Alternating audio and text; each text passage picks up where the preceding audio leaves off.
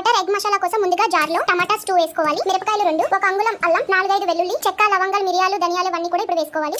కరివేపాకు కొంచెం, ధనియాలు half teaspoon, half tablespoon dry coconut powder, కొద్దిగా కొత్తిమీర, 4-5 కాజు కూడా వేసుకొని కోర్స్ గా గ్రైండ్ చేసుకుందాం. స్టవ్ పైన పాన్ ప్లేస్ చేసుకొని పాన్ హీట్ ఎక్కాక ఇలా బటర్ ని వేసుకోవాలి. బటర్ మెల్ట్ అయిన తర్వాత half teaspoon turmeric powder, కొద్దిగా సాల్ట్ వేసుకొని ఎగ్స్ ని ఫ్రై చేసుకుందాం. ఫ్రై అయిన ఎగ్స్ ని ఒక ప్లేట్ లోకి తీసుకొని పక్కన పెట్టుకుందాం. ఇప్పుడు ఇదే పాన్ లోకి ఇంకా కొంచెం బటర్ ని యాడ్ చేసుకోవాలి. హాఫ్ టేబుల్ స్పూన్ జీలకర్ర వేసుకోవాలి. జీలకర్ర వేసుకున్న తర్వాత 3 ఆనియన్స్ ఇలా చిన్నగా చాప్ చేసుకొని ఇవి కూడా ఇప్పుడు బటర్ లోకి యాడ్ చేసుకుందాం. ఆనియన్స్ కొంచెం బ్రౌనిష్ కలర్ టర్న్ అయ్యే వరకు ఇలా ఫ్రై చేసుకోవాలి. ఆనియన్స్ బ్రౌన్ గా టర్న్ అయిన తర్వాత ముందుగా ఆడించి పెట్టుకున్న మసాలాను కూడా యాడ్ చేసుకోవాలి. యాడ్ చేసిన మసాలాని ఒకసారి ఇలా కలుపుకొని ఆయిల్ సెపరేట్ అయ్యే వరకు ఫ్రై చేసుకుందాం. ఆనియన్ అండ్ టమాటా బాగా ఫ్రై అయిపోయి కదా, ఇప్పుడు దీంట్లోకి 1 టేబుల్ స్పూన్ కారం, half table spoon chicken masala, half table spoon coriander powder, రుచికి సరిపడా సాల్ట్ వేసుకున్నాక ఇలా ఒకసారి కలుపుకున్నాక మీడియం ఫ్లేమ్ లోనే ఒక 1 మినిట్ మనం దీన్ని కుక్ అవ్వనిద్దాం. ఇప్పుడు ఇందులోకి హాఫ్ గ్లాస్ వాటర్ ని యాడ్ చేసుకోవాలి.